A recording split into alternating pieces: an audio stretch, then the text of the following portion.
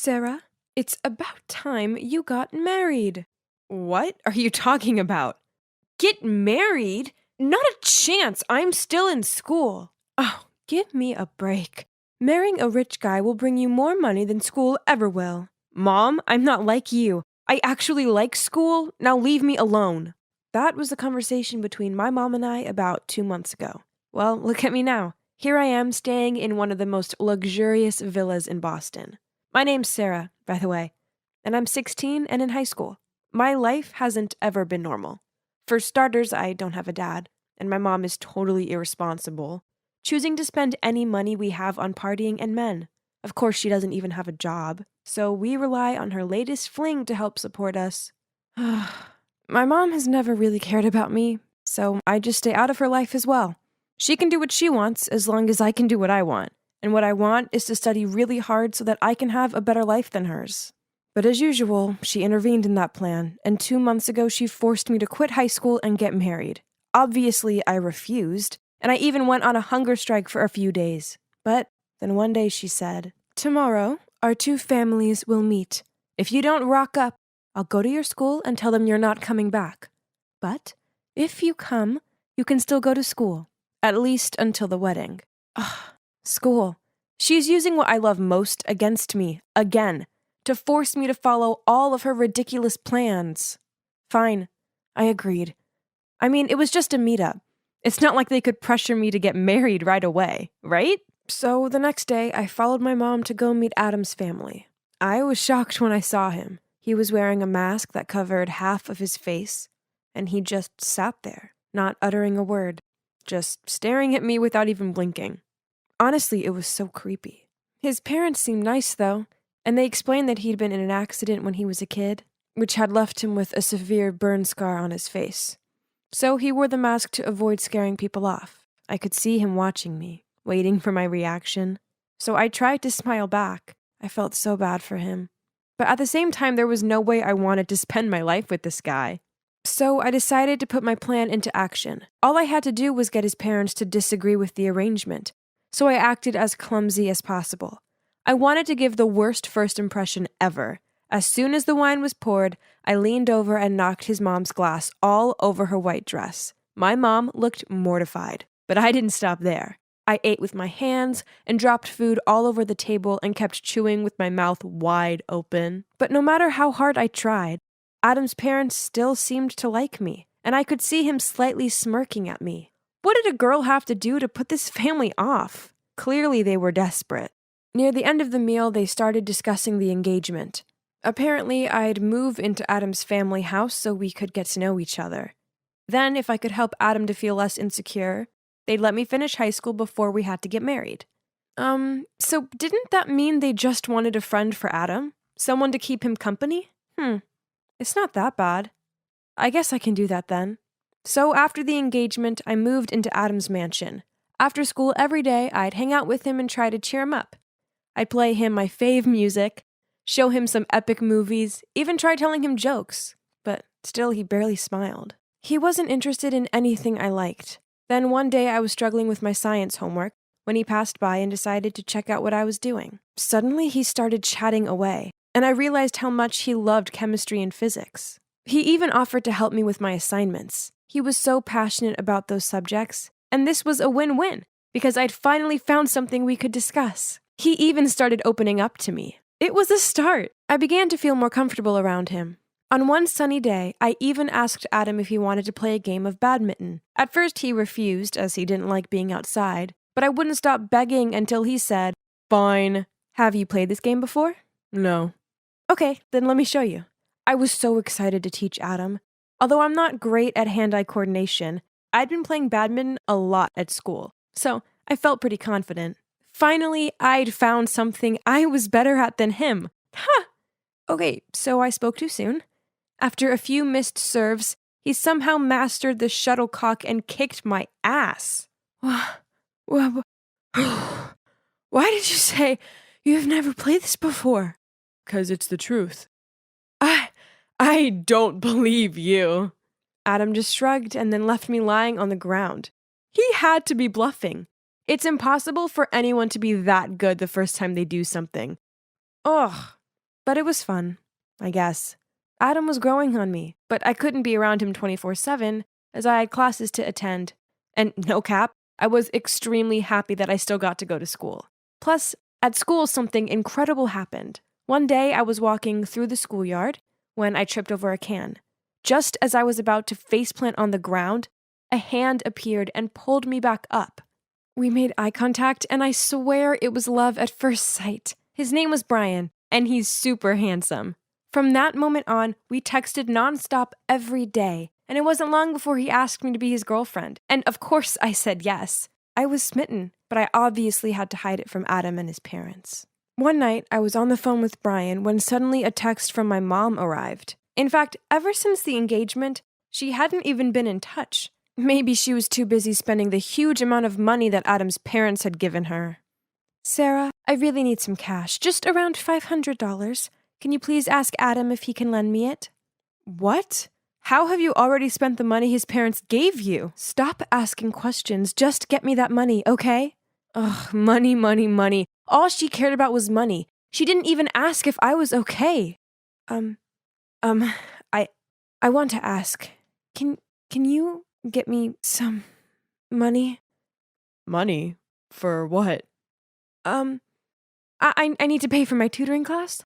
I haven't had money to pay for the past few months. How much do you need? About $500. Okay, I'll tell the butler he'll give it to you later. Phew. That was easier than I thought. But Adam didn't ask twice about it. Was it because that amounts just nothing to a rich guy like him? Anyway, at least he'd said yes. That would shut my mom up for a bit. If only. A few days later, she texted me again. This time she wanted $3,000. Was she kidding me? I just ignored her. But she kept bombarding me with texts and calls. It went on for days. She wouldn't leave me alone. I didn't give in, though, until this photo was sent to my phone. It was of me and Brian holding hands and clearly in love. Turns out my mom had been so desperate for the money, she'd turned up at my school one day to talk face to face, and that's when she saw us together. She then threatened me and said that if I didn't get her the money, she'd tell Adam's family what I was up to. This terrified me, because then I'd have nowhere to go, and I wouldn't be able to go to school anymore. I couldn't let that happen. I had no other choice but to keep asking Adam for the money with my lame excuses. From buying books, to a relative who was ill and needed treatment, you name it, I'd use it. Every time I asked Adam, he looked at me like he was worried about me and asked if I was okay. This made me feel even more guilty, because it seemed like he genuinely cared about me. To make up for it, I'd bake him cookies, and even knit a cute sweater for him as a birthday gift. But then, a few weeks later, he asked if we could talk. As soon as I walked into his room, he threw a bunch of photos at me. They were all of me and Brian. I couldn't believe it. Did my mother betray me? But that's not the case. He told me how he'd had someone follow me because he felt I'd been acting weird. Not only had he discovered I was dating someone, he'd also found out that I'd been lying about the money and giving it to my mom. He was so disappointed in me. Please leave me alone. I don't want to see you anymore. I was so worried I'd be kicked out of their house, but no one mentioned anything. His parents still chatted to me at dinner, and they seemed happy enough. Only Adam avoided me, which of course made me feel terrible. The only one I had to lean on right now was my sweet Brian. So after dinner one night, I decided to go over to his place. I really needed some comfort right now. But when I arrived outside, through the window, I saw another girl in his room. They started kissing, and I thought I was going to be sick. In a panic, I quickly crawled over and hid below his window to listen in. But aren't you a bit too close with that Sarah girl lately? Don't you dare. Don't worry, Pumpkin. It was all just for you. I noticed that she lives in a big mansion with personal drivers and all. Her family must be filthy rich. So I just wanted to be a good friend and help them spend those money. You know, and maybe that way I could get you the new Chanel handbag that you always want. Oh, really, honey? So, how's it going? Well, a dud. Seems like she's the stingy kind of rich girl. Ugh, keeping every single nickel all to herself. How was I supposed to believe what I'd just heard? My heart was shattered into pieces, and I couldn't hold it in anymore. I stood up and put my face against the window. "You're dumped!" Brian looked so shocked to see me there, but I didn't wait to see if he had anything to say. I just ran home in tears and locked myself in my room. "Sarah, open the door. Do you know how many days you haven't eaten for?" "Sarah, open the door. If not, I will send someone to break the door down." "Oh God, are you okay?" "What's going on?" "Nothing. I'm sorry. Sorry for lying to you all this time. I didn't mean to." Suddenly, Adam hugged me and said, "It's okay. Don't cry. Now can you just tell me what happened?" In tears, I told Adam the whole story. From being used by my mother to being betrayed by Brian. Perhaps this is what I deserve for lying to you. "Actually, if I were you, I wouldn't want to marry someone like me anyway." "You're a great guy. As long as you have confidence in yourself and live with a more positive attitude, good things will happen to you, I promise." "Even with this ugly face?" I looked up at Adam and, oh my gosh, the burn scar on his face. It was worse than I thought it would be. I reached out to touch it. It must have been so painful. Can we start over? Keep helping me, okay?" I looked at Adam, smiled and nodded. So after that day, I continued to stay at Adam's house and help him get out of the isolated, self-deprecating life he'd been living. Gradually, his attitude improved, and he even started taking a business course to get ready for taking over his family's company in the future. I also encouraged him to start taking off his mask. Love everything about yourself, including that scar. As for my mom, she's currently being detained for her illegal gambling. Yep, that's what she spent all that money on. She'll probably end up in prison, and even though this isn't what I want for her, she kinda deserves it. Oh, and about the wedding, we postponed it. Lucky for me, both Adam and his parents want me to go to college first and pursue my dreams. Once I graduate, we'll probably start planning our wedding, though, and it'll be truly out of love this time.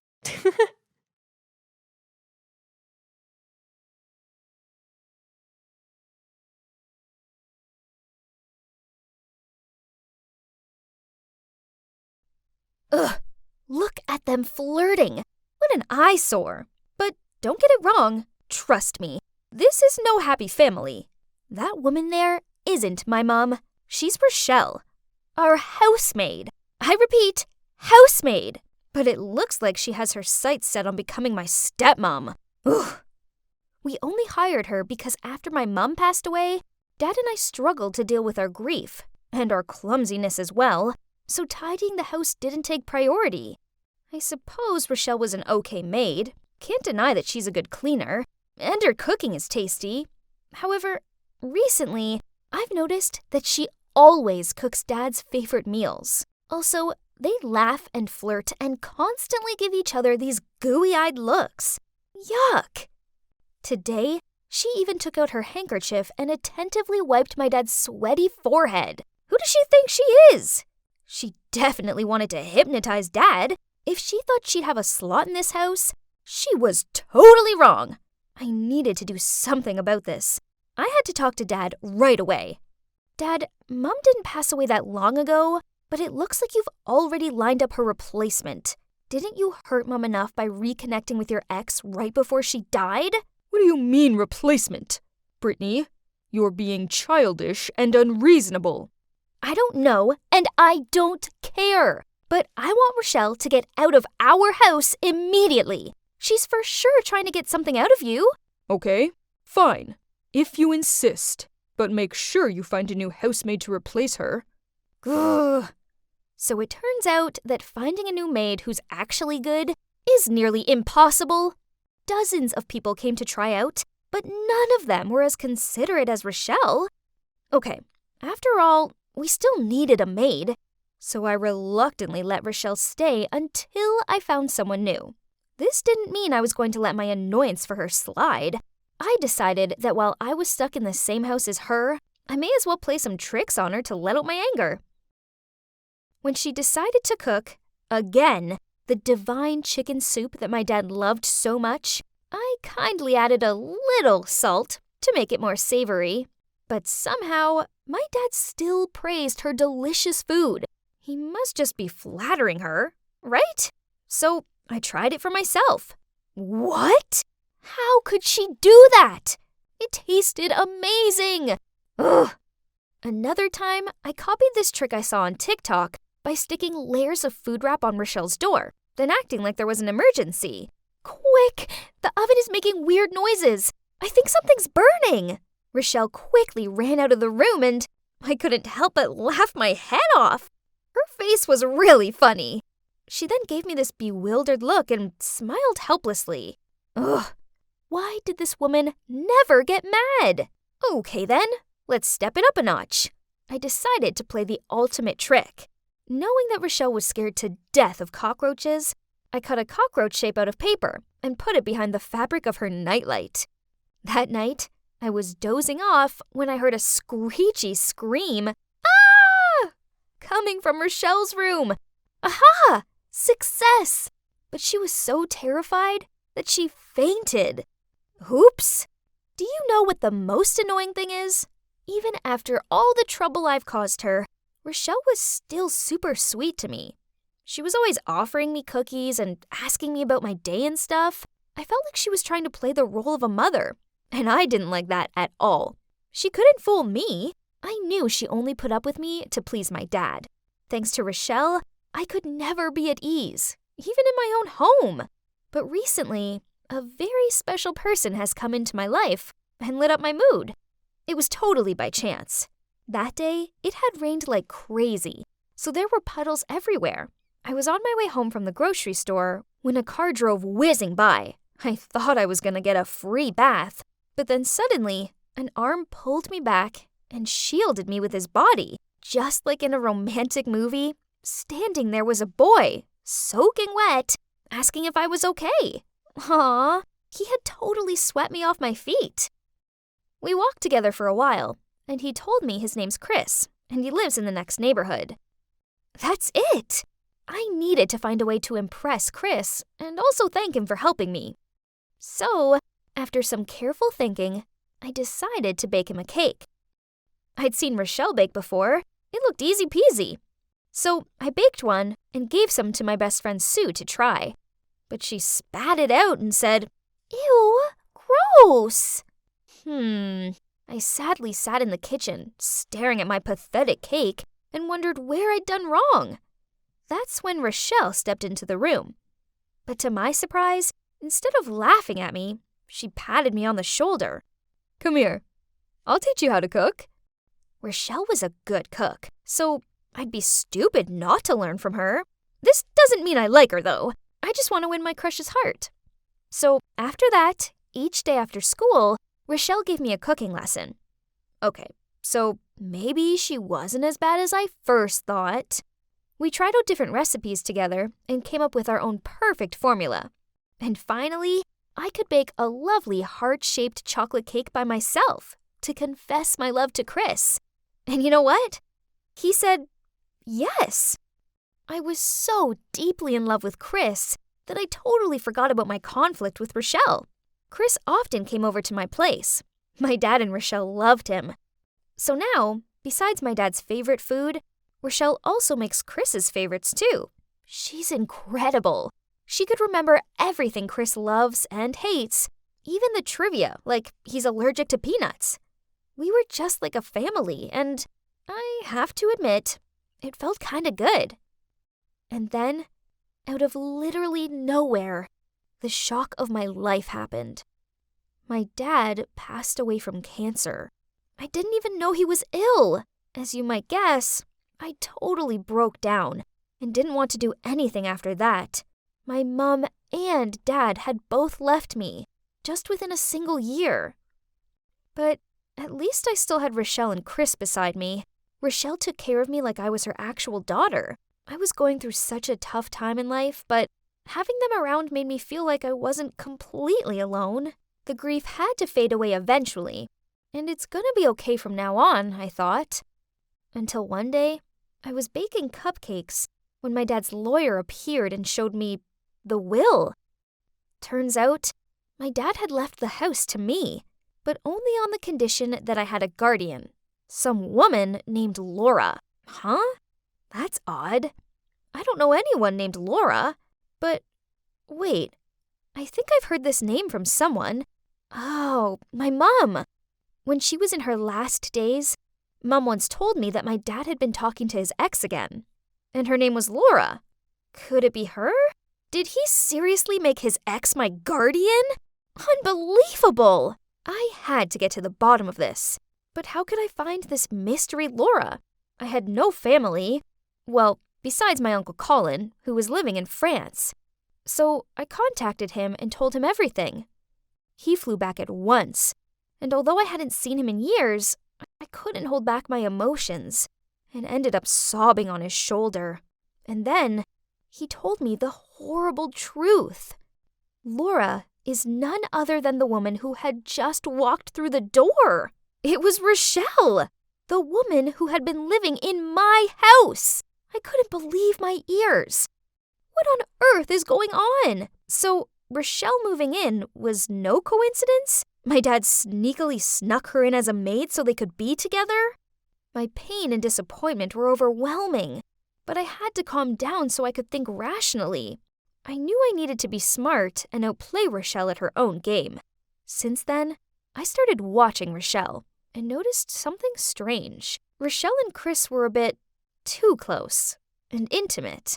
I often saw them whispering to each other when they thought I wasn't looking. What did this mean? Could it be that Rochelle was trying to coax my boyfriend into one of her dark schemes? Or, worse still, was the guy I loved cheating on me with an older woman? My suspicions deepened. When a few days later, Chris told me he was sick, so I had to take the school bus for a couple of days. And Rochelle also asked me for a few days off. Could it just be coincidence? I didn't think so. So I decided to be a detective for once. Right after Rochelle left, I started following her. And with no surprise, she went to my boyfriend's house. Hi, Mom. Excuse me? Mom? She's his mom? So that means she not only flirted with my father, but also planted her son to distract me to take over my family's property? I trusted them. How could they be so cruel? Suddenly, I remembered a detail that I didn't notice until now. After eating the food she'd cooked, for some reason, my father became weaker and weaker and eventually passed away. Did she poison him? If that's the case, then she really is a poisonous snake in human disguise. I immediately broke up with Chris and fired Rochelle, then went home and told Uncle Colin everything. At least I had him on my side. Now what we need to do is refute her custody of the property. I'll take care of everything, and you just have to do what I say.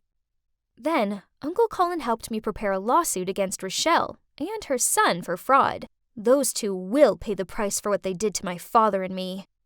Oh, but the thing is, now Rochelle didn't live here. It felt so empty. I was so angry with her, but I also found myself missing her too. I loved and trusted her. And Chris too. And feelings like that don't just vanish overnight, but when I was still thinking about it, there was the lawyer. Again!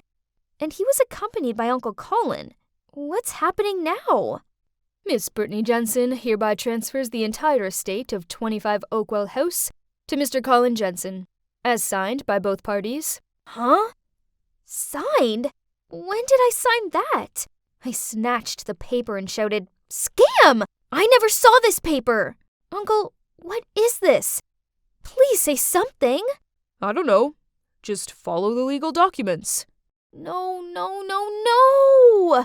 So Uncle Colin was just pretending to care, when really he just wanted to trick me into signing over my house? Oh God. Thinking about it, it must have been that day. The day where he gave me a bunch of papers to sign, claiming that they were about me suing Rochelle and Chris. OMG, the lying con! At the time, I'd been so upset that I only skimmed the first page without looking at the following ones. I was too careless. From tomorrow, Miss Brittany Jensen will have to return all assets to Mr. Colin Jensen. You have 24 hours to prepare. I tried shouting at my uncle, and then I tried reasoning with him, but he didn't care. He just smirked at me and told me that he was just taking what was rightfully his. Ugh, what a vile man. So now, I have nothing left. I was kicked out of my own house and deceived by my own uncle. I don't know why I accidentally passed Chris's house just as he opened the door to take a delivery, and our eyes met.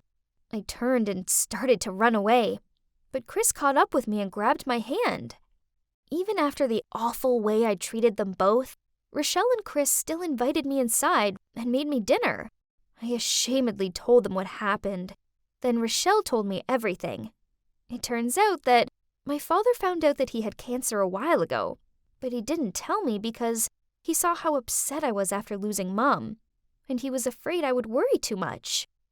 Rochelle saw his health deteriorating and figured out what was wrong, so she volunteered to take care of him because she still cared for him. But as a friend, nothing more. As for the will, my dad understood Uncle Colin all too well and didn't trust him, so he gave custody to Rochelle. But unexpectedly, in the end, I still stupidly fell into his trap. As for Chris, I really didn't know you two knew each other until you brought him home. But at that time, I didn't want to confess I was his mother and affect your relationship. I'm sorry, Brittany. Britt, please stay here with me and Mom. We'll get through this tough time together, okay? That's right, darling. No matter what, we'll never abandon you. I'm sorry. I misunderstood you both. It's okay. Everything will be fine from now on. You'll never have to do this alone. Yeah, every dog has its day. This is totally not wrong. My life is nothing like my previous wealthy one, but I have something that my conniving, vulturous uncle doesn't have, and that's people who love and care about me. What my uncle did was wrong, and Rochelle and Chris are helping me to make a legal case against him. As for now, well, I still haven't given up on my passion for cooking, and still practice with my master every day. And you know what? I just won first prize at the city cooking competition. Right, I better go, as I have a big treat planned for Dad, where have you been? I was so worried. Go away. Don't touch me. I froze on the spot, not understanding why my once kind-hearted father was being so cold toward me. I snapped out of my daze and tried helping him forward, but he flinched me away. My eyes started to tear up, and I didn't know what to do. Then another woman appeared. She quickly helped him up and smiled at me. Don't worry, sweetie. I'll take care of him. Excuse me? Who was she? My mother had barely been put in the ground, and Dad had already moved on? I couldn't watch any more of this, so I quickly left the room. How could things go downhill this quickly? My life used to be so simple and perfect. I had a loving family. I was always on top at school. People always complimented me on how I inherited both the beauty and intelligence of my mom and dad. But then a traffic accident happened and took Mom away from us. Ever since then, my polite, well-mannered, loving dad changed into a cruel, bitter drunk who seemed to despise me. Ugh. The next day, I arrived home from school with the worry about what state my dad would be in. But, why was Uncle Alfred on my doorstep? I invited him inside, and there was Dad, slumped on the couch, surrounded by empty beer cans. As soon as he saw us, he slurred out and started throwing the cans at us. Uncle Alfred then took me to dinner so we could have a talk, and I couldn't help the tears as I blurted out how bad things were at home. He patted my arm and said, Your father's been through a lot. I think it's best if we give him time to sort himself out. I think you should come live with us for a while. So that's how I ended up living with Uncle Alfred, Aunt Madeline, and my cousin Charity. At first, everything seemed fine. As bad as it sounds, it was a relief to be away from Dad and to be able to properly process my thoughts for once. I was so grateful to Uncle Alfred for giving me a second home. But then he went away on a business trip, and everything changed. I was walking back to my room when Charity appeared in her doorway and tripped me up. As I stumbled and landed on my hands and knees, she snorted out, Yes, that's right. Bow down to your queen, you hideous peasant. You should know your place in this house. Ugh, that girl was such a pain. Since her dad went away, she wouldn't quit tormenting me. It's ironic that her name is Charity, but she doesn't seem kind at all. I'd had enough of her cruel jibes. This had just got personal. So I angrily replied, I know you're just jealous of me because your grades suck and you're not as pretty. Charity's eyes welled up. Then she shoved past me and ran to her mom. I followed after her and explained what happened to my Aunt Madeline. She frowned at Charity, then scolded her. Phew. Fortunately, I had Aunt Madeline on my side. Anyway, justice is served, right? Wrong, as it wasn't long before my aunt's attitude changed toward me too. One time, I was helping my aunt cook a casserole when the doorbell rang. It turned out to be an old friend of my aunt. As soon as she saw me, she happily said, Wow, it's only been a few years, but Charity sure has grown up. The older she gets, the more she looks like Alfred, doesn't she? Look at her eyes and smile. I stared at Aunt Madeline in confusion and saw her mood immediately shift. That night when I brought the casserole dish out, Aunt Madeline took one bite, then spat it into a napkin. You're clumsy, thoughtless, and now an awful cook? Be a bit more useful, will you? I stared at her open-mouthed, unable to find the words to say. Then Charity piped in, Please, never make this again. Casserole is so gross. Just like you. Then she smirked at me as she dumped the entire plate into the trash. Weird. Didn't Aunt Madeline tell me to cook this because it was Charity's favorite? It seemed like life in this house wasn't going to get any easier. Over the next week, their mocking and snide comments continued. One day I styled my hair in a different way, and Charity sniggered at me. What's that? It looks like you got a lobster on your head. Have you ever considered dyeing your hair, by the way? Because blonde really doesn't suit you. On another occasion, I was invited to a party, so I put on this cute dress, but when I walked downstairs in it, they both stared at me. My aunt said, Oh, dear. Is that piece of rag making you look even chubbier than usual? Or is it because you've been so well fed living with us? Another time, I was sitting at the breakfast table, dabbing lip gloss onto my lips, when Charity yanked it off me. As I tried to grab it back, she sniggered out, What for? Putting this on your gross lips just makes you look desperate. No one wants to kiss you anyway. Gosh, my patience with this girl was wearing very thin. Worse still, Aunt Madeline overheard the whole thing, but she just laughed. I didn't understand why they were being like this. I knew I wasn't ugly or fat, and far from it. I know I'm pretty, as I was always complimented on my glossy long hair. Well, until I moved here, anyway. This was so confusing. Why were they jealous of me? It turns out that being too beautiful was not easy. Ugh. Things got trickier when my dad, who's also the school principal, returned to work after his time off. He totally ignored me, and it made me feel terrible. Then I arrived home from school to Aunt Madeline fussing over me and asking if I wanted anything to eat. Huh? What? Oh, I see. Uncle Alfred was back from his work trip. Ugh! It was time I exposed this mother-daughter duo's fake act once and for all. So that evening, I volunteered to cook. Yep, you guessed it. I made the casserole dish. As I brought it out, Charity accidentally shouted, Ew!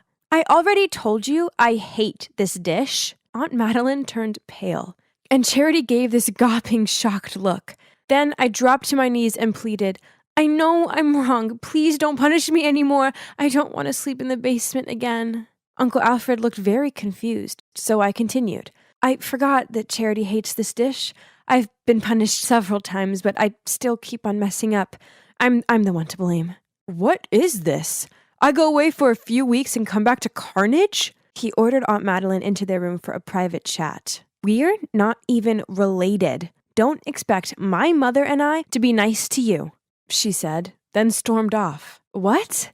What did Charity mean? Of course we were related. Aunt Madeline was my dad's sister, right? I wanted to know what was going on, so I hid behind the door and listened in on their conversation. Tell me the truth. Teresa is your child with Claire, isn't she? I was taken aback. Claire? My mother? Had I misheard her? I know. Mark told me.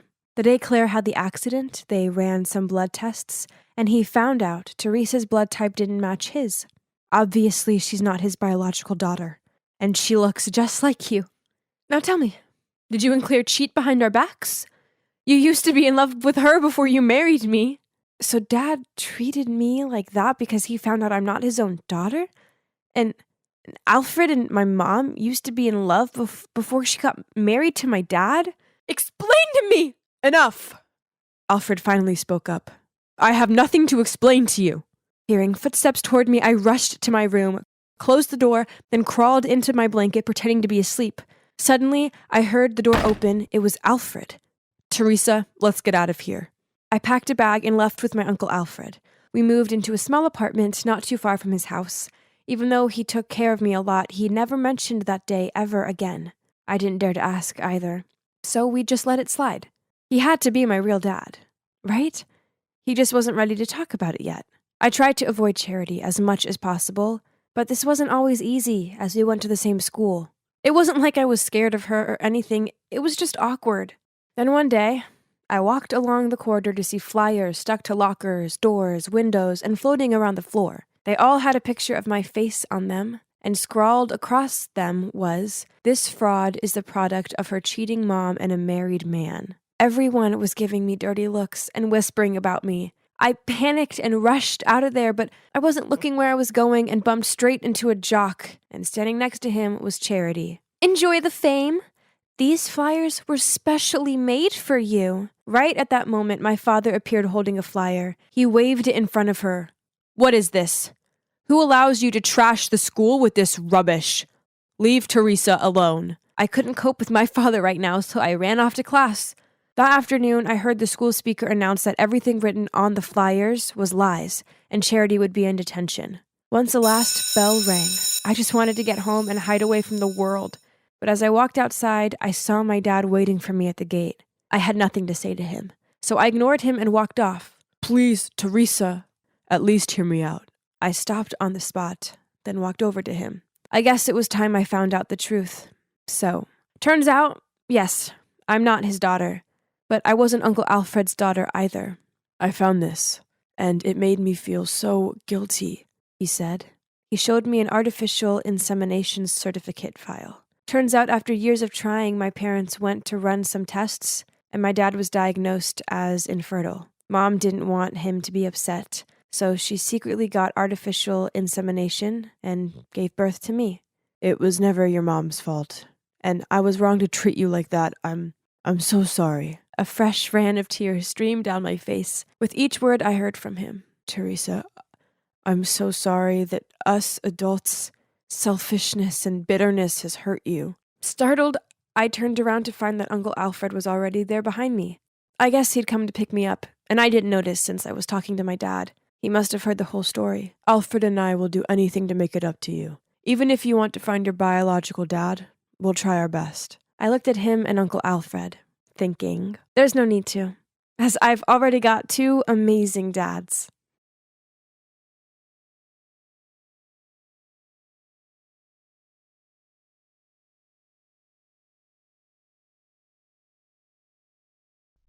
I closed my eyes and took a deep breath. My God, I was so nervous. You see, this was my first day as an intern in this super big company. On one hand, anxiety wouldn't stop creeping up on me. But on the other hand, I actually couldn't wait to begin working in this fancy professional office. Having my own desk, my own PC, doing all the paperwork. So exciting! But, well, it didn't exactly turn out as I expected. All I did on my first day was make a lot of coffees, get everyone's lunch, and do endless printing. Oh, I forgot to introduce you to my team. This over here is Quinn, our team leader. And then the girl over there is Sadie. That guy sitting in the corner is Bob. And I'm the adorable Lauren. Then, while I was bringing yet another coffee and cake to each one of them to get to know them better, the manager, Caleb, came to our department and began yelling at Quinn. Why have I still not received the report on the working project? Sorry, boss. We're kinda short-handed. Short-handed, huh? Then how come every time I walk past, I see the intern doing meaningless things? I didn't hire her to wait on you guys. Is that clear? Then Caleb looked at me and said, You, intern, in my office. I followed Caleb into his office, feeling all anxious. Did I do something wrong? Then suddenly, Caleb hugged me from behind. I got so startled that I immediately pushed him away. What are you doing? You can't do that here. Sorry. Just seeing you here makes me so happy. But what's with the tense face? Oh, I never saw you yelling at somebody, so it was kinda scary. That?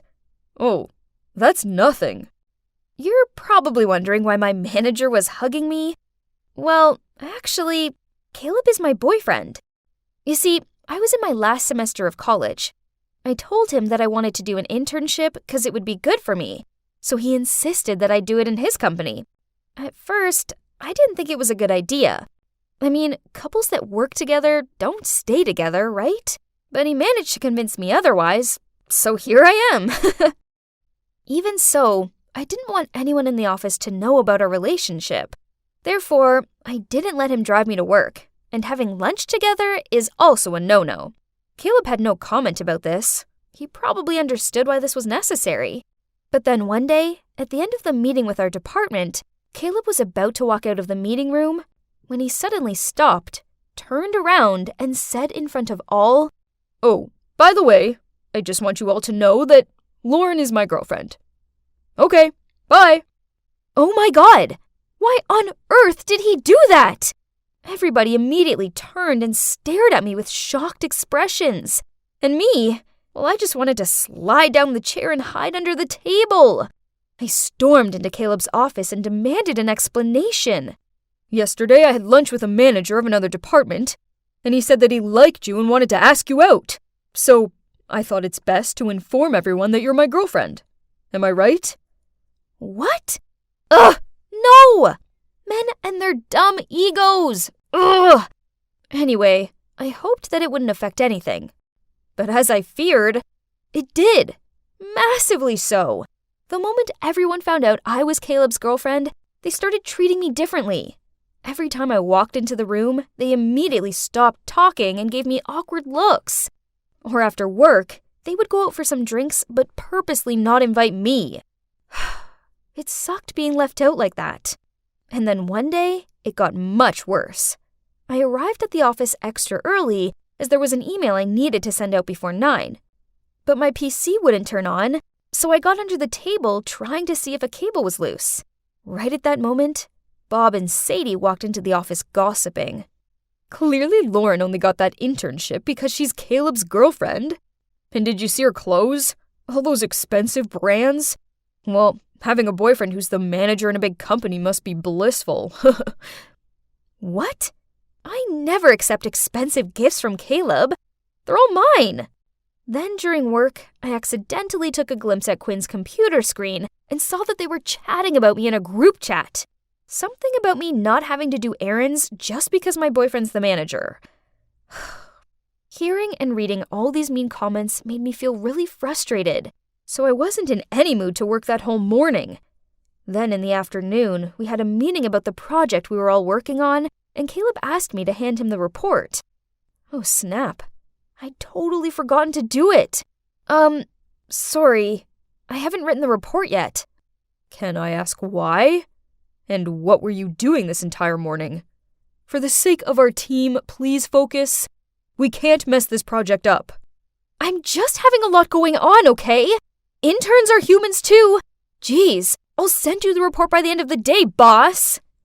Everybody gave me befuddled looks. Caleb most of all. But wait, I see some of them smiling. Were those smiles for me?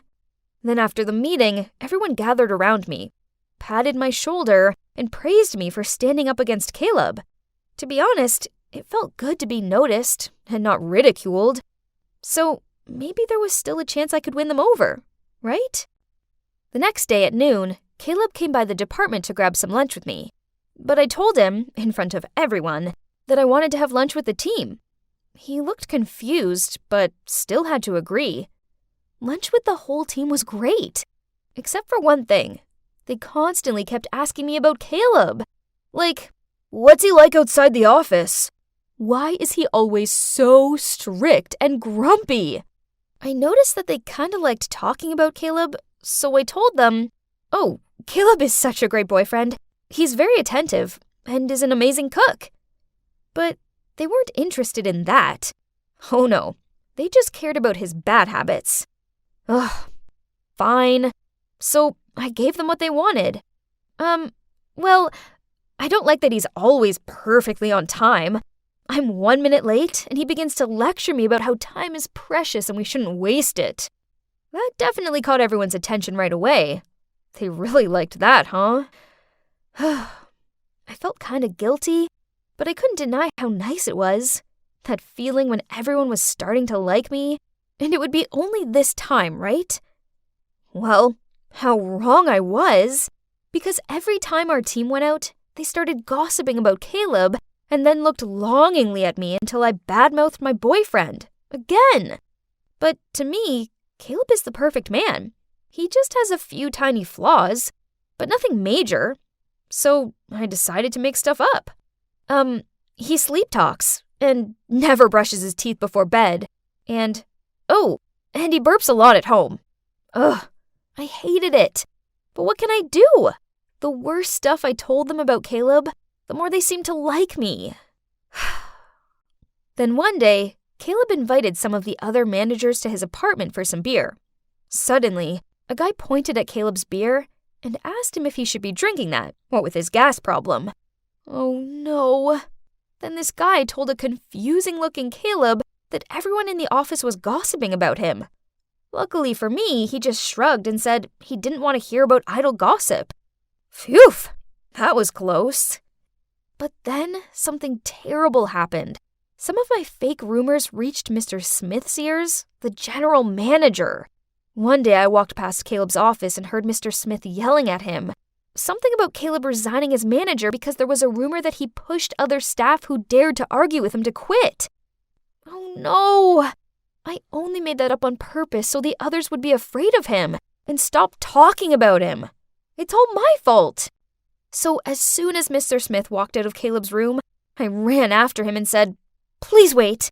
I can explain." "What do you mean?" I took a deep breath to calm down.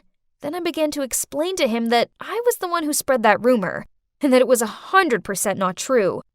Please don't force him to resign. It's all my fault. Oh, sweetie, why did you do that? I'm sorry, Dad. I was stupid and acted like a child. It's okay, but gotta say, I'm disappointed, Lauren. I will talk to Caleb later. Hope you've learned your lesson this time, and don't you ever do that again. Understood? Yes, Dad. Then he walked away. I let out a sigh of relief when, suddenly... Dad? Are you calling Mr. Smith Dad? Oh no! I didn't notice that Caleb was standing behind us. Well, the truth was finally out. As you can see, Mr. Smith, the general manager of the company, is my dad. But nobody, not even Caleb, knew that. Then Caleb continued. Why didn't you tell me that Mr. Smith is your father? And why did you spread that awful rumor about me, Lauren? Why did you do that to me? Do I look like a fool to you? He got so mad that he was about to walk off. I quickly held his hand and began to explain. I didn't tell you Mr. Smith's my dad because I was afraid you'd feel pressured and wouldn't want to be with me anymore. Caleb didn't say anything. He just stood there silent. So I continued. About the rumor, I'm so sorry. I messed up, but please, you need to understand. From the moment everyone knew I was your girlfriend, they started gossiping about me and leaving me out. I felt so hurt and lonely when all I wanted to do was fit in. Until this one time, everyone talked to me again as I unintentionally complained about you, and they treated me like a friend after that. But they're always hungry for more gossip about you, so I had to make some up, and I eventually lost control. I'm so sorry, Caleb. Caleb let out a sigh, then hugged me. I'm sorry that happened to you in the office. I didn't know you were struggling. Next time, you have to tell me. Don't hide things like that, okay? I nodded with a smile and silently thanked my generous boyfriend. Yet I almost ruined his career just to please those talkative coworkers of mine. But fortunately, things turned out well between us in the end. Eventually, people found out that Mr. Smith was my father, 'cause, well, Eyes and ears were everywhere in this company. You can't hide anything. Then they began to gossip that Caleb was only dating me because of the managing position. Man, they'll never stop, will they? But anyway, I don't care anymore. My internship soon ended, and I decided not to come back to this company, obviously. I will find a more suitable environment. But actually, the time as an intern there taught me an important lesson. That you shouldn't care what other people think of you, and just stay out of all that office drama. It's really exhausting.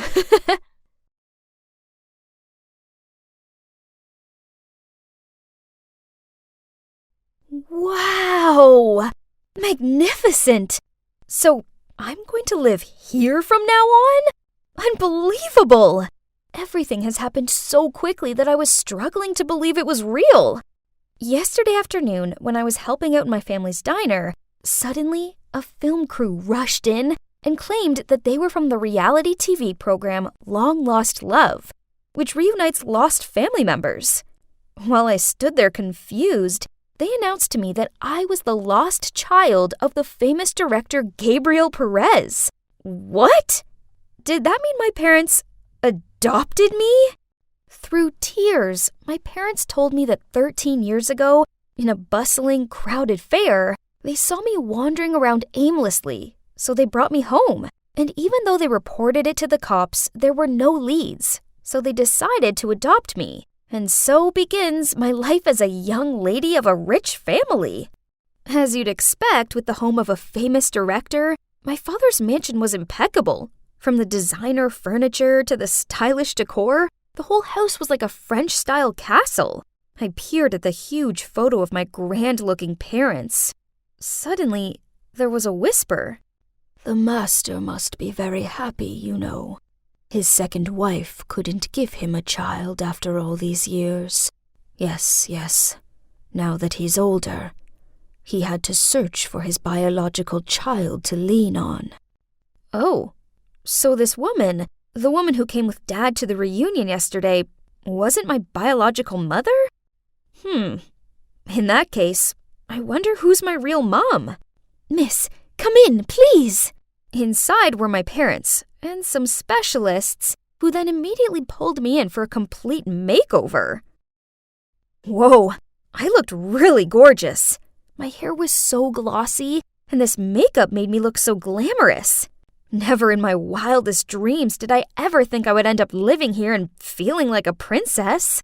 Beaming with happiness, I turned to look at my dad. But suddenly, I was startled to meet eyes with the maid. She looked so gloomy.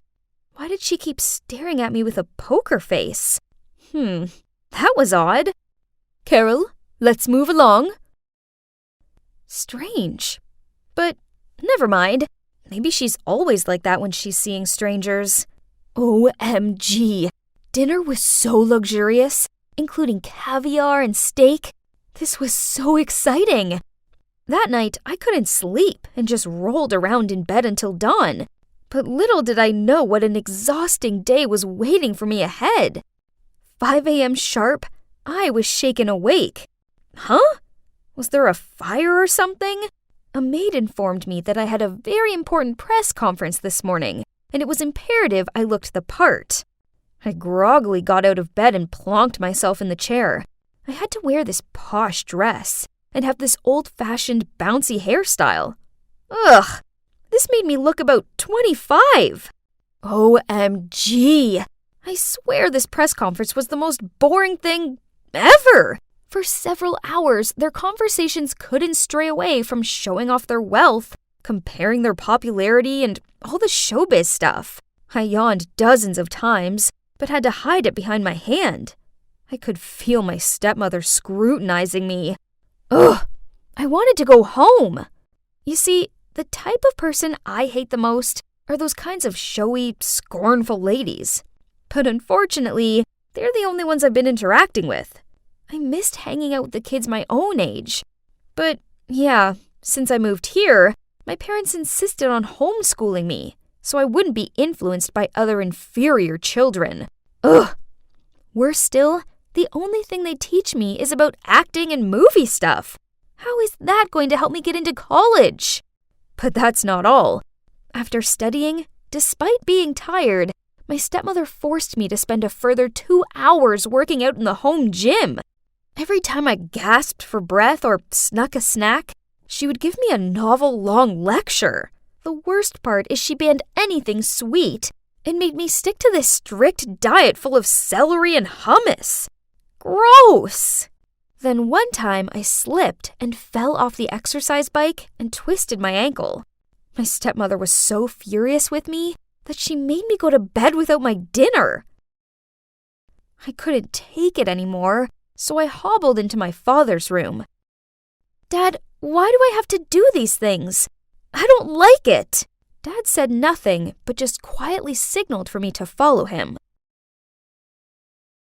He led me to a locked room at the end of the hallway. When the door opened, I saw a portrait of a very beautiful woman hanging in the middle of the room. Hang on a minute. My new hair and clothes were identical to hers. Dad stared at the portrait with dreamy eyes. Then he said that this woman used to be a very famous actress. He told me how they fell in love. Then she gave birth to me. So that means this is my mother? That's right. Your mother is very beautiful, isn't she? And I'll make you perfect, just like her. Then Dad waved me out of there, locked the door, and went away, leaving me standing alone shaking. There was something about his words that unsettled me. Curious about Mum, I went to an old maid to ask for more information. It turned out that in the past, my dad was my mum's manager, and thanks to her popularity, he made a lot of money. Mom was the muse for Dad's movies and also the love of his life. But unfortunately, because of a serious illness, she passed away. That was a huge trauma for Dad, and he seemed to lose himself. Ever since then, his head's been in the clouds, and he doesn't always make a lot of sense. Is that true? No wonder sometimes I found Dad's words creepy. It's time for your yoga lesson. And why exactly are you talking to her? Now that you're rich, show some dignity. Don't liaise with the staff. You're not my mom. You can't control me. How dare you? I'm only showing you kindness because your father asked me to. A silly little girl like you means nothing to me. You're so mean. It's no surprise why. You know, my mother is 100 times prettier than you. That's why Dad wants to make me like her. You! Sooner or later, you'll end up like my poor daughter. Just enjoy the calm before the storm. Huh? What did she say? What daughter? Didn't people say she had no children? Then, a few days later, as I was walking down the hallway, feeling exhausted because my current diet plan only included 2 apples a day, I heard the maids whispering to each other. Look, she won't be able to hold out. It won't last long. Her looks are fading. It's not long now. Then she'll end up like the previous one. What previous one? I went over to ask, but on seeing me, they immediately made up some excuses to flee the scene. Suddenly, someone leaned into my ear and said, "Try not to lose your looks, or else." Huh? I turned and saw that it was that strange maid, Carol. As I watched her walk off, I wondered what she meant by that. Obviously, she doesn't like me, but why? Honestly, there are so many confusing things about this family. Everything is so far from normal, it may as well be on its own planet. They're hiding something from me. I just need to figure out what. One day, while Dad and Patricia went away for an event, I snuck into their bedroom and looked around for the key to the secret room. Result! It was hidden in an old jewelry box. And whoa! This place was full of photos and DVDs and stuff. I found an album labeled Happy Family, and there were so many photos of Dad and Patricia with a pretty little baby girl. There was one photo of that baby girl turned 10. Written on the back of it was 12/15/2014.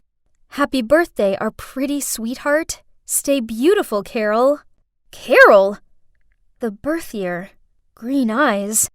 Could it be? That's it. The baby girl was Carol, the maid. maybe puberty hitting changed her appearance and she's not as pretty anymore. But I could still tell some of her old features. So Carol was the previous young lady and also the poor daughter that Patricia mentioned. That made sense, as I'd seen Patricia interacting more with her than the other maids. I once even noticed her helping Carol clean up the dishes. I was still overwhelmed with the secret I just found out when I looked through the window and saw Dad's car pull up in the driveway. Panicked, I took that photo and ran out of there. I had to leave this place, or else I'd turn into another Carol.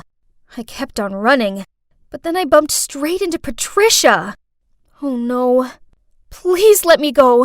I don't want to live like this any longer. Please. Patricia snatched the photo from my hand, then took my wrist and dragged me along. Let me go! Get in the car. Where do you want to go? To my adoptive parents' house. On our way, Patricia told me everything. She was once a famous actress who met, then fell for Gabriel. At first, she didn't mind attaining his high beauty standards, but then she realized that how he made her act and dress was all based on his late wife. She thought that having a child would change him, so they adopted Carol. She was very beautiful when she was little, so they spoiled her and took her everywhere to brag. But when she grew older, her looks began to fade, so Gabriel made her their maid. My dad needed a pretty girl to be her replacement, to be his own muse, so he decided to find another one. Truth was, he had no long-lost daughter. Instead, he got a private detective to look up unsolved missing child cases and discovered me. Oh my God! Unbelievable! Now Patricia, too, was exhausted from living this life, with a man who was still besotted with his dead wife. She felt bad for Carol, and for me, too. So, okay, turns out Patricia wasn't as bad as I thought. On the contrary, she was kinda pitiful. We are so sorry for letting you move into that house. I knew there was something not quite right about the situation, but I wanted you to be happy without money worries. So, we let you go. We should have realized. We're so sorry. I'm sorry for not being able to stop Gabriel. He went too far. I was sobbing in my mom's arms when I saw Gabriel. He stormed in and dragged me along. This one's mine, so she's coming with me. You can't just buy her. She's my daughter. Right at that moment, my sister Hannah arrived back from school. Gabriel's eyes lit up when he saw her. Then he immediately rushed over and grabbed her arm. Ha ha ha! Then I'll take this one. Not so pretty, but I can make it work. We all charged towards him and freed Hannah from his grasp. Gabriel seemed frantic and refused to leave. My parents had to literally bundle him out of the house, then call the cops. So, what now? Well, at first, I was pretty mad with my parents for letting me go so easily. But I guess they just wanted me to have no money struggles or anything. So, I've forgiven them, and now we all live a humble but happy life running the diner. Carol and her mom visit sometimes. They moved out of Gabriel's mansion, and they seem much happier now. As for Gabriel, as far as I know, he's still searching for the perfect beauty to replace his dead wife. There's a part of me that kind of feels sorry for him, but luckily, he can't come anywhere near me or my family, as we have a restraining order against him. Looking back on it all, I now realize that I already had everything I needed. Okay, so we might not be rich, but we have kindness, love, and happiness. And trust me, those things are way more important than bags full of money.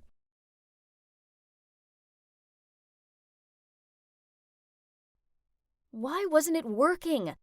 I followed all the steps, but still, nothing. At that moment, my best friend Harry walked towards me and asked with a confused look, "Hey, what you doing?"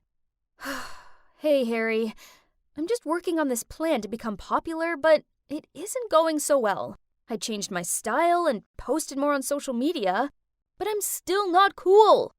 You're probably wondering why I was desperately wanting to be popular, right? Well, it's all because of my annoying hiccups.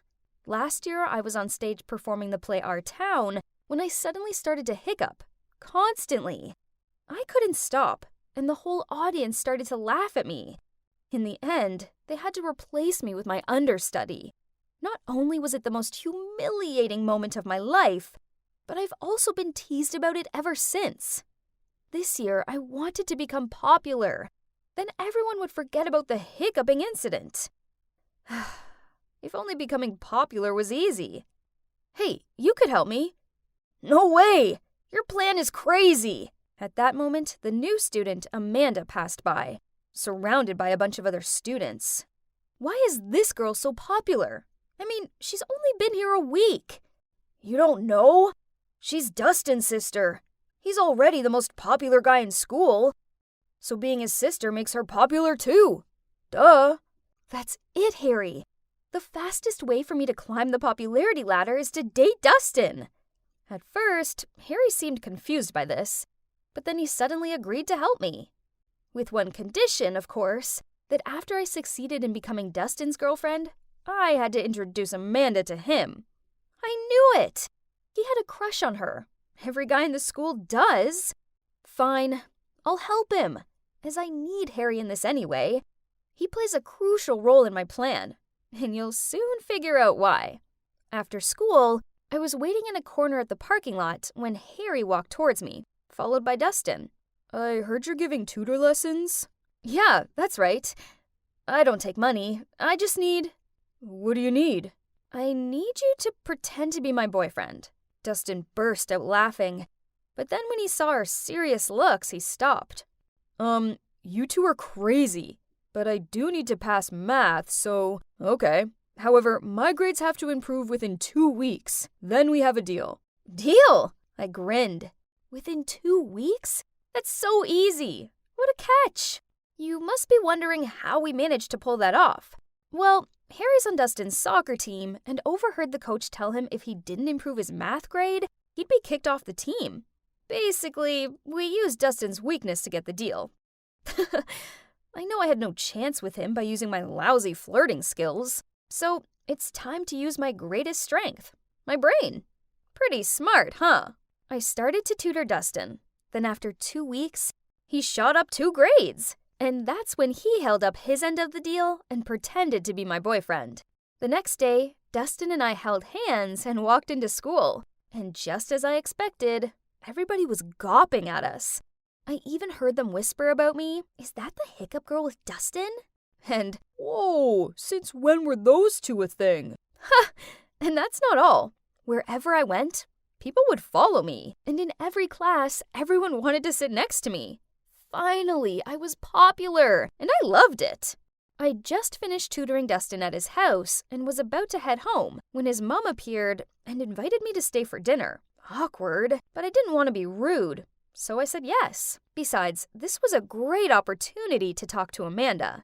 I was sitting next to Dustin at the dinner table when Amanda walked in and gave me a dirty look. What is she doing here? Amanda, manners! Okay, had I upset her somehow? After we finished eating, I helped Amanda clean up. I pulled some homemade chocolate cookies out of my bag and gave my friendliest smile as I said, my friend Harry, he likes you. I was wondering if... Without letting me finish my sentence, Amanda interrupted me. Sorry, let me stop you right there. First, I don't eat cookies.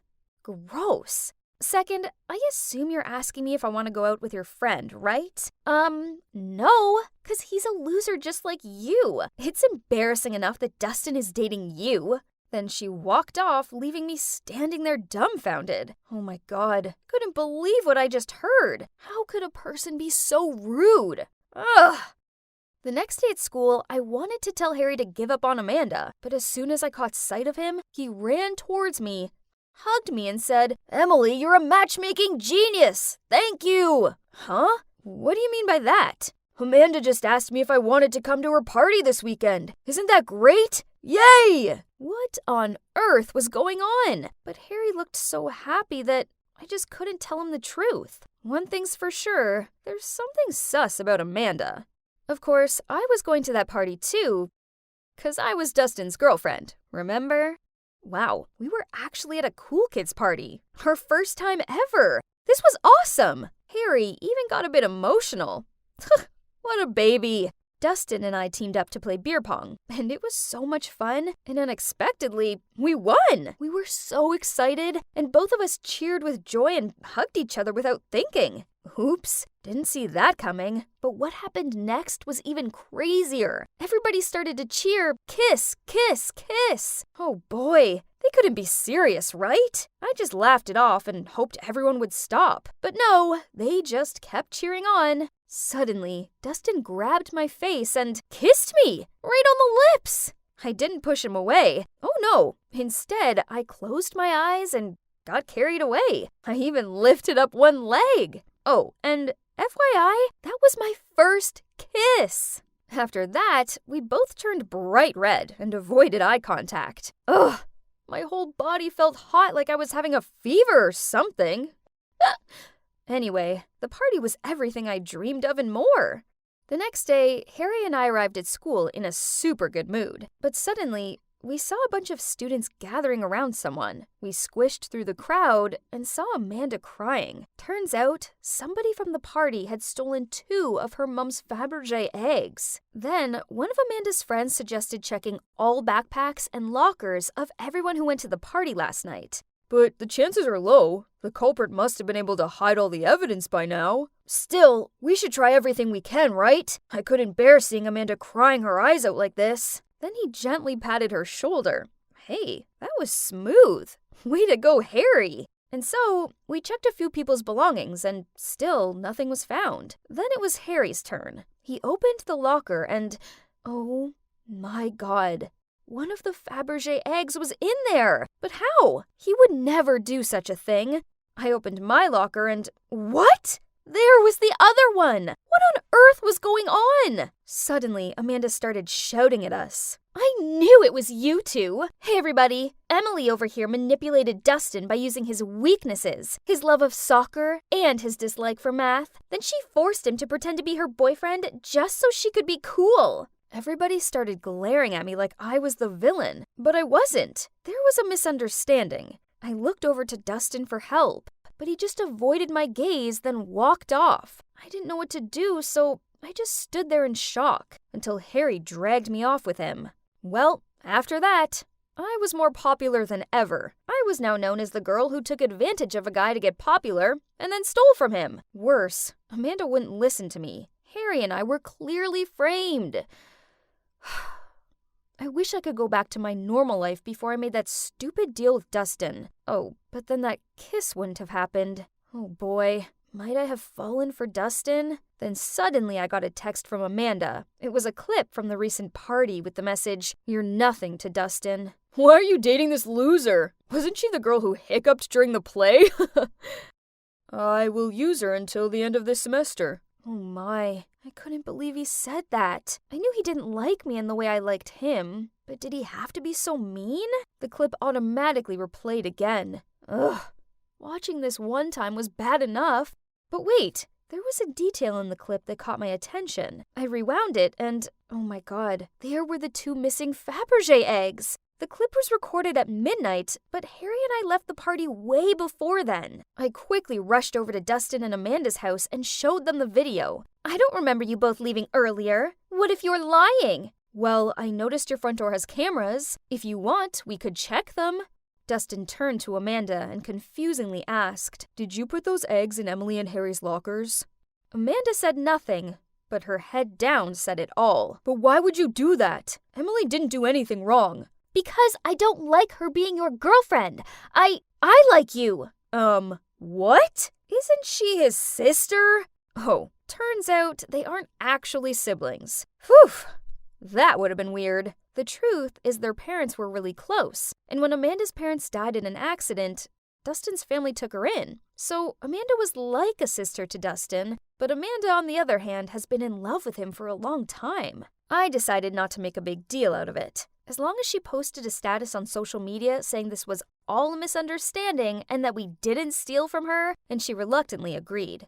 Afterward, I immediately got out of there without saying anything else to Dustin, but he ran after me and apologized for not defending me the other day. He just couldn't choose between me and Amanda, and then he said, "That clip you saw wasn't what you think." "Ugh, what's there not to understand? It was so obvious." "Then what is it? Please tell me." But Dustin just stood there silent and stared down at his sneakers. Just like I thought. There's nothing else to explain, so I stormed off. The next day, Amanda posted the status and our names were finally cleared. My life is back to being boring, but it's okay, as I now know that being popular isn't what brings me happiness. Oh, and about me and Dustin? Well, a few days later, he sent me a video. It was the same clip from the party. At first, this frustrated me. I mean, why would he make me endure watching that again? But then I noticed that this clip was longer, so out of curiosity, I pressed play. And you won't believe what happened in the second half of that video. After the part where Dustin said he just wanted to use me, everybody teased him more. He got angry and yelled. "Yes, Emily is weird, but weird in a good way. I like the way she smells books every time she opens one, and the cute way she gets embarrassed when she sneezes loudly. And do you know what I like most about her? That she hiccups every time she's nervous. You heard me right. I like her." You see? Dustin likes me too. Amanda cut this part of the video out on purpose so I'd misjudge him. But now that I knew the truth, what do you think I did? Yeah, of course I forgave him. I mean, how couldn't I? I wonder what's taking Valerie so long. She's been in that changing room for ages. Valerie? Is everything okay in there? Don't force it if it doesn't fit. No, this is the last dress in store. I just need to breathe in for a bit longer. So? It's beautiful, isn't it? Valerie spun around. Then suddenly, yep, trying to squeeze into a dress 2 sizes too small for her, then it split. The giggles around us started. Valerie blushed, hurriedly paid for the dress, and pulled me out of the shop. Why am I so fat? Ugh! I just want to feel pretty on my date. If I was skinny like you, I wouldn't have this problem. Poof! You know, it's not as easy as you think being thin. Yep, you heard me right. Being thin has its downsides. First of all, fashion. My nightmare. I have to wear an extra small size, and the clothes still hang off me. Actually, most of my clothes are from kids' stores, so I feel so untrendy. Then in winter, I have to wear tons of layers just so I don't freeze to death. And in the summer, I can't wear cute clothes as I look like a coat hanger. Not only that, because I'm so skinny, people often ask me to do nonsense stuff. Once, I was studying in my room when suddenly I heard my sister Camilla calling me. She'd forgotten her keys and forced me to climb through her tiny window gap to get them. Seriously, I can't even. Then, on another occasion, Valerie made me crawl into the classroom locker to help her cheat on her Spanish test. Unfortunately, the teacher walked in while this was happening and gave me a week's worth of detentions, of course. Ugh! Oh my god, No Way Home is so good. I literally can't think of one bad thing to say about it. Yep, the part near the end. Ah! Yep, guess what? I'd managed to trap my foot in a manhole. Man, what rotten luck. I tried pulling my leg free, but it was no use. It wouldn't budge. There I was, freaking out that I'd be stuck here forever, and all my friends could do was huddle together and ask me questions like, "Madeline, how on earth did you get your foot in such a small slot?" "Wow, that's unbelievable." Even Jaden, my bookworm friend, took out a ruler from his backpack and started measuring how wide the slot was. Grr. My dear friends, I'm being stuck down here. Stop gawping and help me. Finally, they tried helping me out, but in the end, we had to call the rescue squad. By this point, a massive crowd had gathered around me, and strangers were filming me. When I was finally free, everyone looked at me and held back their laughter. Even Parker, my crush, was smiling. Geez, this was beyond embarrassing. But a hot guy like Parker would never notice a moving skeleton like me anyway. Don't think like that, Maddie. You're so pretty. Show me some confidence, would you? Valerie said as she nudged my arm. I put the book down and glared at her, and suddenly noticed Parker walking towards our table, smiling. And yep, he said he wanted to sit with us. Even though I was cheering inside of my head, I still had to act composed. And oh my God, can you believe he even said I was cute? After that day, Valerie kept on encouraging me, saying he had definitely given me a green light. So finally, I gathered my courage to write down all my feelings for Parker on a note and clipped it to his notebook. At the end of class that day, he came to my desk and took my hand. Yay! Everything was fine, great even, until one day when the two of us were taking a romantic walk past the Swan Lake, Parker suddenly turned to me and said, You're so beautiful, Maddie. And if you just put on a few more pounds, I swear you'll be the hottest girl at school. Yes, I know, but it's hard for me to gain weight. No big deal. Just leave it to me. I'll fatten you up. I thought Parker was just joking, but it turns out he was being deadly serious.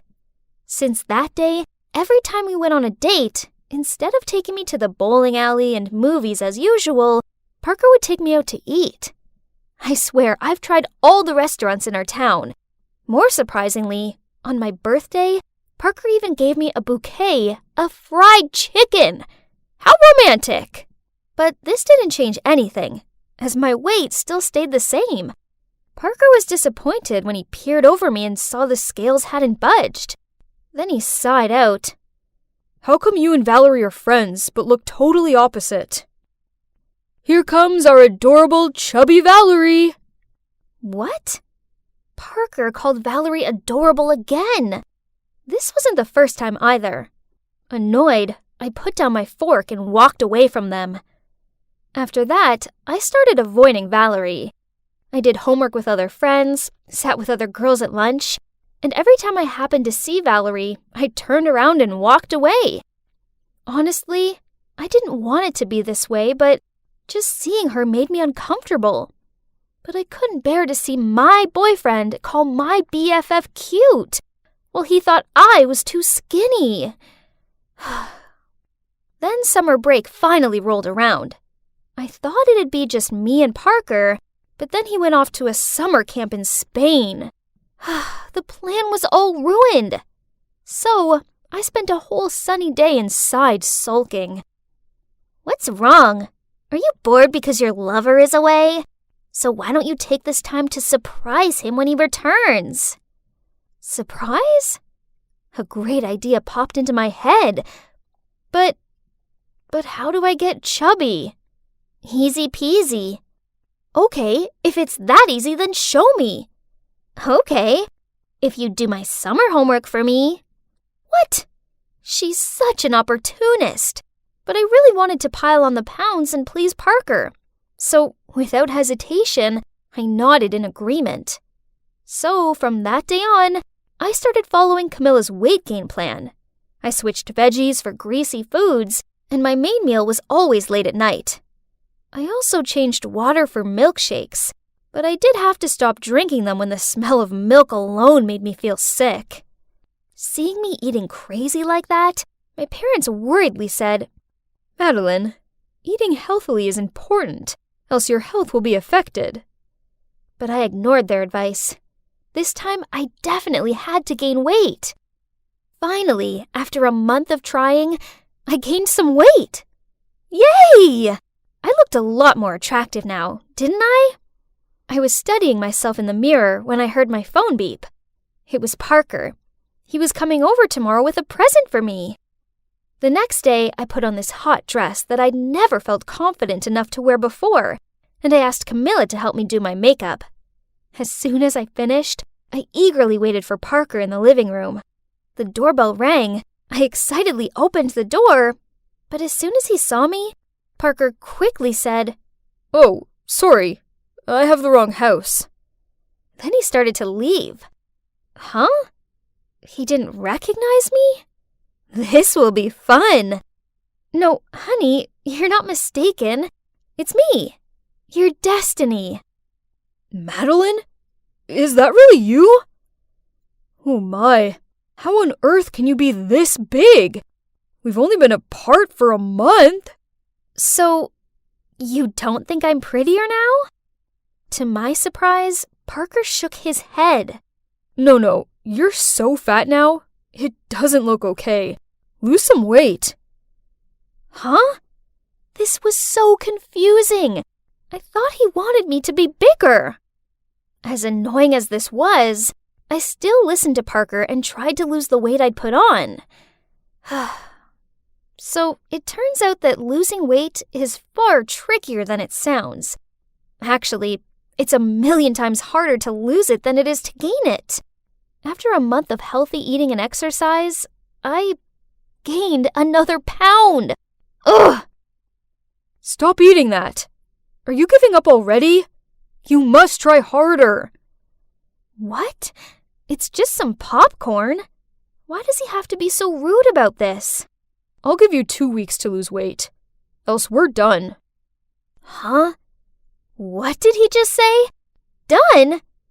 He was the one who wanted me to gain weight in the first place. Now he was threatening to break up with me if I didn't lose it. How ridiculous.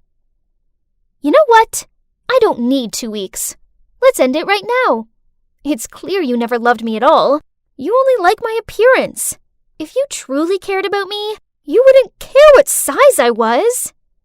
Then I walked off. Ugh!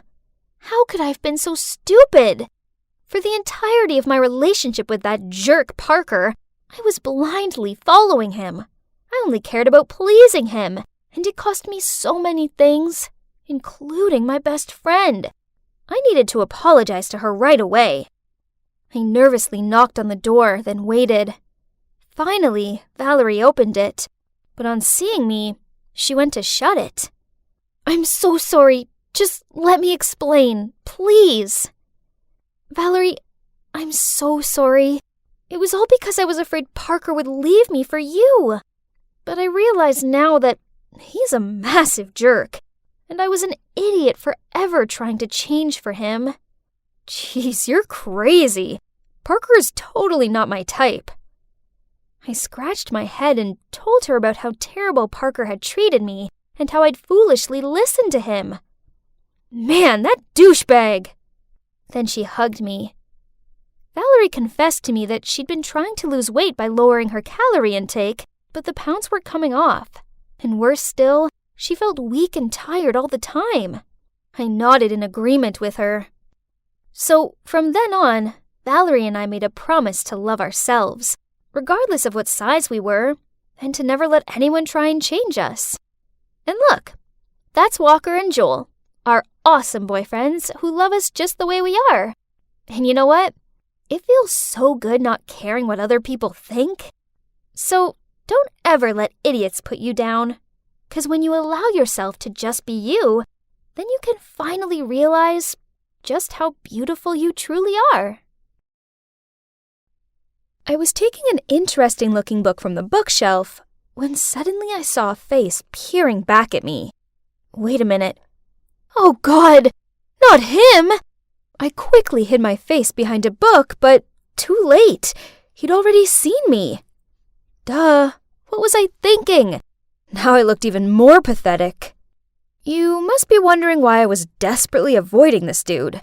Well, this wasn't just any dude. It was my ex-boyfriend, Owen.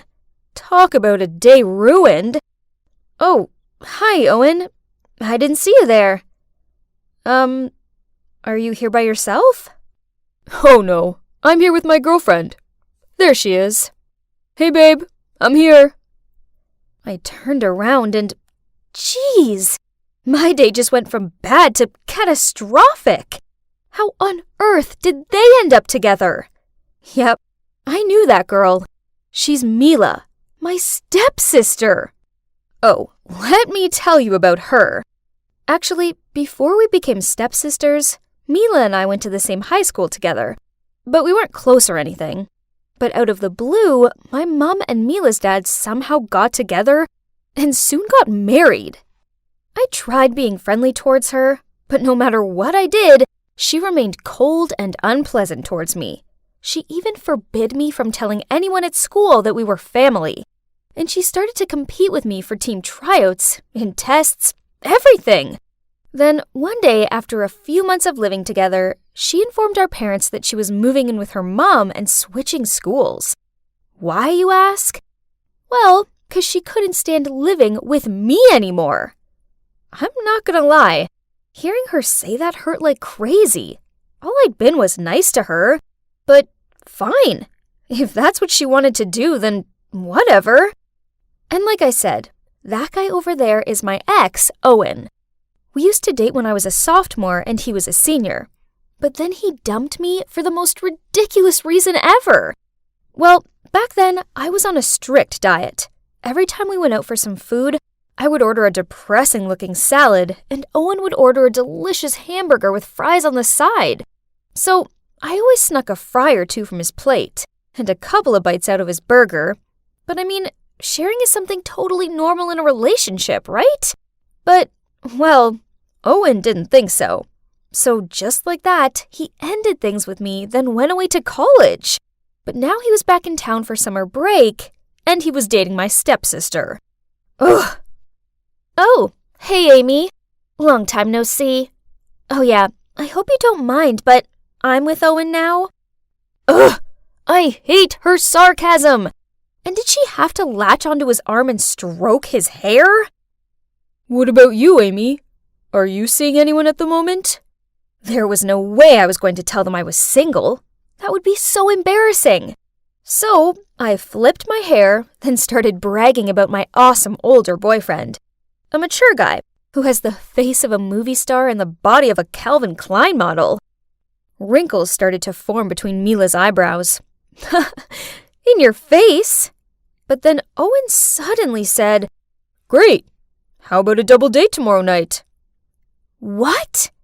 Great idea, babe. I want to meet the lucky guy who stole my sister's heart. My God, they weren't joking. Ugh, I had no other choice but to agree. Darn it. Where was I going to find a handsome older guy by tomorrow? Amy, are you trying to wear away that table? Oops.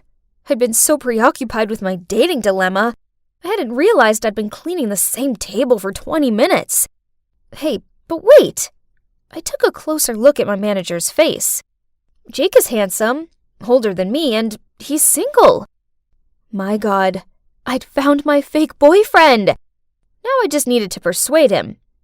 But he's way too serious to help with this stupid situation. I did know he was on the search for his perfect girlfriend, as I'd overheard him complaining about the disastrous dates he's been on. Cue my perfect plan. After we closed the coffee shop, I volunteered to clean up so I had an excuse to stay late with Jake. Hey Jake. My boyfriend Owen has an intelligent, gorgeous-looking sister who I want to introduce you to. At first he wasn't interested, so I showed him Mila's prettiest picture. Holy moly! That's his sister? Jeez, why so surprised? Mila is not that beautiful. Whatever, at least I had his attention. I asked him if he wanted to go on a double date, and he immediately agreed. Yes, jackpot! So my plan worked. But the only issue was that my fake boyfriend thinks he was on a date with Mila, and that I was with Owen, when in reality they were actually both together. But no worries, I could pull this off. Right? So for our double date, we all went bowling. Jake took an instant liking to Mila and tried to impress her with his bowling skills. Me, on the other hand, sucked at bowling and got constantly teased by Owen. So when it was his turn and he misjudged his throw and threw the ball straight in the gutter, I had loads of fun teasing him back. To be honest, I was enjoying hanging out with him. And please, don't get me started with his looks. He's definitely grown more handsome with time. Suddenly, it was my turn again, and Owen was asking me if I wanted him to show me how to throw a bowling ball correctly. I timidly said yes. So he stood behind me, touched my hand, and showed me. Oh my God, my whole body was heating up, and I could feel that Owen was blushing too. Hang on, I think I still have feelings for him. Mila didn't deserve him. He should be with me. Overall, the double date was a big success. Jake didn't suspect a thing. And not only that, but he also helped keep Mila away from Owen so that I had a chance to win him back. But then a few days later, Jake told me that he really liked Mila and asked me if I could set them up on a date, but this time only the two of them. What? He actually liked Mila? Of course, I couldn't set them up. It was impossible, because Mila was with Owen. So, reluctantly, I suggested another double date. He agreed, but this time he insisted that we went out for a romantic dinner. Fine. Everything was okay at first, but then Owen placed his arm around Mila while she fed him some of her mashed potatoes. I glanced over at Jake and saw the dumbfounded look on his face. I needed to separate them quickly, so I asked Mila to come to the bathroom with me. Oh, Owen is such a great guy. He's so thoughtful, and he always treats me like a princess. Ugh, she's so annoying. Well, enjoy him while you can, 'cause he would soon be mine again. When I walked out of the bathroom, Jake ran over to me and dragged me into a corner. Owen and Mila are really strange, don't you think? Are you hiding something from me? What? I would never. They're just close siblings, that's all. Oh, and by the way, I talked to Mila in the bathroom, and she thinks you're a great guy. Of course, that was a big fat lie. If I was Pinocchio, my nose would be as long as an entire baseball bat. But at least Jake was buying it, 'cause he looked so thrilled. We went back to the table and continued this so awkward dinner. Suddenly, Owen and Mila started calling each other Buttercup, Cutie Pie, and other disgusting nicknames. Jake and I just sat there with super awkward faces. Hey, Mila, you and Owen seem to be pretty close. Have you always been this way? Of course. We just can't get enough of each other, can we, sweet stuff? She looked at Owen with dreamy eyes and kissed him on the cheek. Yes, on the freaking cheek! I looked over to Jake and, yep, he looked so horrified, but maybe he hadn't figured out they aren't siblings. Ugh, who am I kidding? Of course he'd figured it out. After the double date, he yelled at me for tricking him. I explained to him that I really like Owen and that I was trying to win him back. What about you? Do you like Mila? Jake silently thought for a minute, then nodded. He really likes Mila a lot. So I suggested that we should team up to break the couple up. And Jake agreed. I told Jake that Mila is into photography and also has professional equipment. So he messaged her asking if she could take photos of the coffee shop for his online page. And Mila said yes. While that was going on, I turned into a complete creep and followed Owen just so I could accidentally bump into him at the bakery. Then we had some croissants and talked about the old days. I thought it would be fun spending a whole day with Owen, but no. On the contrary, it soon began to get boring. Kinda annoying even. Turns out, his personality hadn't changed at all. He kept his food out of biting distance of me and still told the lamest jokes. Listen to this. What do you call a sad coffee? A depresso. Now I regret buying him that coffee. Maybe I should reconsider this. I mean, do I really want this boring guy back? Then he told me he was planning a special surprise for Mila, and he wanted to discuss it with me over dinner at his place. When I was in the kitchen helping him to cook, he suddenly lunged forward and tried to kiss me. Huh? What? I was so startled that I threw some carrots in his face. Oh my god. My plan actually worked and Owen had fallen for me. What about Mila? I thought this whole meeting was about a surprise for her. And that was when Owen came clean to me. He had no surprise planned for Mila. That was just a ruse to get me here. Also, turns out the time we met at the bookstore wasn't by chance. Owen had been stalking me. What? Creep! He also knew that Mila was my stepsister, so he purposely got with her to make me jealous. Amy, it's you that I love. It's always been you. What? Hearing him say that gave me the shivers. Well, now at least one thing's for sure. Any feelings I thought I had for him had 100% evaporated. Letting you go was a big mistake. Please come back to me. Mila means nothing to me. I don't care about her at all. Oh, wow. Owen is a massive jerk. How dare he take advantage of Mila's feelings like that? Ugh, I needed to warn her. But before doing that, I had to give him a piece of my mind. Let me make this clear. I only went on a double date with you guys because I didn't want to lose to Mila. Nothing else. May I remind you that you're the idiot that split up with me? Oh, and your jokes are really lame. And that's it. Owen just stood there with a bewildered look on his face, and I left. I ran straight to the cafe shop where Mila was and blurted out the whole truth about how Owen was just using her to make me jealous. I can't believe you're doing it again. What do you mean by that? Don't act all innocent. You're stealing my boyfriend again. Huh? What did she mean by again? Turns out back then, Mila had a crush on Owen. So when Owen and I started dating, she got real mad. And that's why she was always so cold with me. I didn't know. I swear. If I knew that, I would never have dated him. Ugh, just stop. I know you can't stand losing to me. Just leave me alone. I don't want anything to do with you.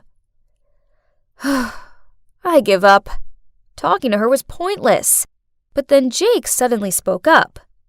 Mila, she's trying to protect you. If she didn't care about you, then she'd just let you be with that jerk. But no, she told you the truth even though she knew you'd probably react like this. Because that's what sisters do. They protect each other. Mila fell quiet for a bit, but then realized Jake was right. So we sat together and had a long, serious talk. There were laughter, tears, and copious amounts of hot chocolates, but in the end, we finally seemed to understand each other. So that was it. After all the drama, Mila and I put aside our feud and made up. At first, Mila was kinda sad about what Owen did to her. Luckily, Jake kept her company, and she soon opened up to him, and their relationship developed. And now they're dating. Yahoo! About me, I may still be single, but I'm okay with that. The main thing is that after all these years of hating and competing, Mila and I made up. I don't have a boyfriend, but I have something better. I have my sister back.